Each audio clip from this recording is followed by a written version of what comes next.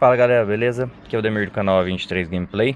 O vídeo de hoje é um vídeo bem simples e bem rápido aí para quem tá começando. Tem muita gente que às vezes não sabe, que é como salvar aqui no Pokémon Legends Arceus. Então vamos lá. Antes de mais nada, só vou pedir para se inscrever no canal. Se gostar também do vídeo, não esqueça de dar o like, tá bom? E se inscrever também no meu link de afiliados do Mercado Livre. Só clicar no link que está na descrição e nos comentários fixados, tá bom? Então vamos lá.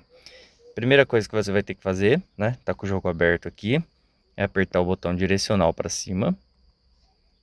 Apertou o botão direcional para cima, vai abrir essa tela. Você vai vir até essa segunda opção aqui, ó. Certo? Apertou o botão A, pode olhar que aqui já vai chegar a mensagem que o seu progresso está salvo com sucesso. Então é isso, gente. O vídeo de hoje é esse. Espero ter ajudado. Qualquer dúvida aí deixa nos comentários. Tamo junto, valeu e